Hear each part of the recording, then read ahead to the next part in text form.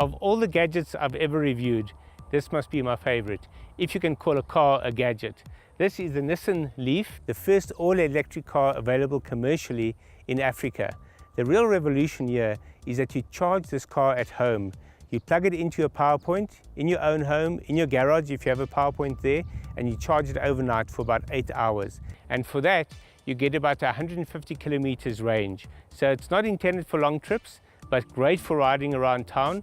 And you also have emergency charging points if you suddenly feel you're going to be running out of power before you get back home again.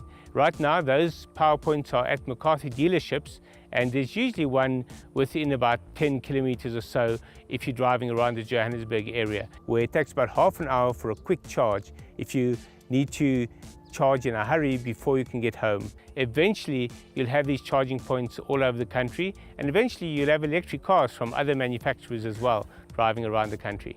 Let's have a look inside.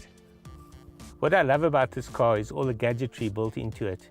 For example, the information panel, which can display anything from maps to trip information to the rear view scene when you're reversing.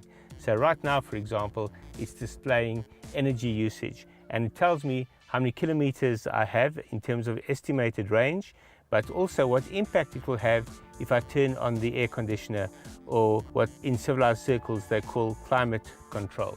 But what's great is that it tells me exactly what impact that kind of thing will have. Of course, the faster you drive, or the more stop-start and jerkily you drive, the less range you'll have as well. And the more economically you drive, and the more, you could call it eco-sensitively you drive, the longer your range will be. I just want to show you what happens when I go into reverse. I have a camera telling me what's behind me, showing me what's behind me, but also illustrating the danger zones. If I reverse in a particular way, or if I get too close to something, it turns red and tells me I'm going to hit it. Where it's orange, that's kind of my safe zone at the moment. Here's one of the coolest things about the information screen. It opens up, and here you have a little opening for an SD card that contains your mapping information.